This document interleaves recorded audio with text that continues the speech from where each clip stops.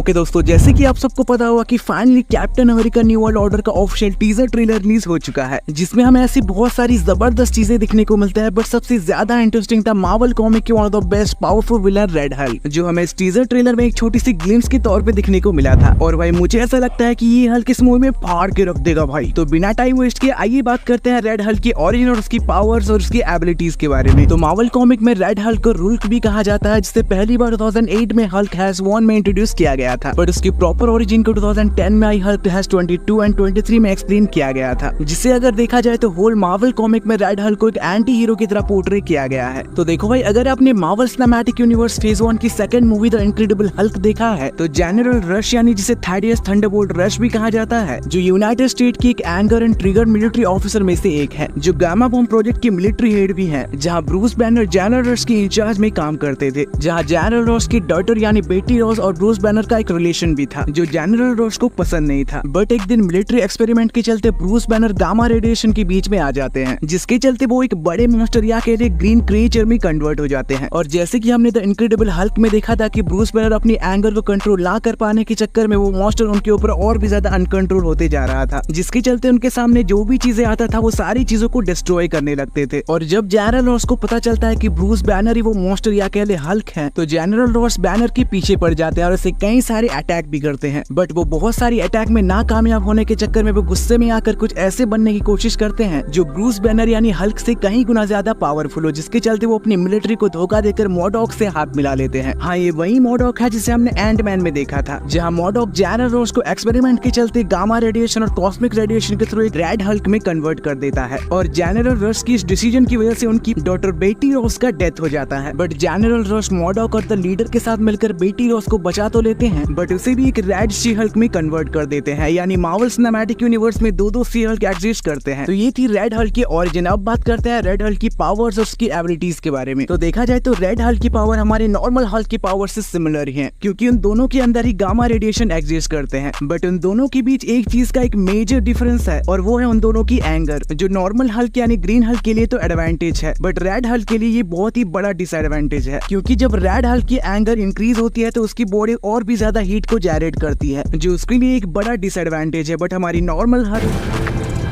I'm always angry. तो देखो भाई, एमसीयू की मेन टाइमलाइन पे रेड हल्क का पहला अपीयरेंस हमें तो captain America new world order में हमें दिखने को मिलने वाला है। देन मे बी ये आगे जाकर थंडरबोल्ट में हमें एक एंटी हीरो की तरह दिखने को मिल सकता है। तो इसको लेकर आपका क्या पॉइंट ऑफ व्यूज है हमें कमेंट बॉक्स में जरूर बताएं। तो ये थी आज की वीडियो। अगर पसंद आए तो वीडियो जरूर लाइक शेयर सब्सक्राइब करें। मिलेंगे कुछ और वीडियो के साथ में, अभी के लिए धन्यवाद।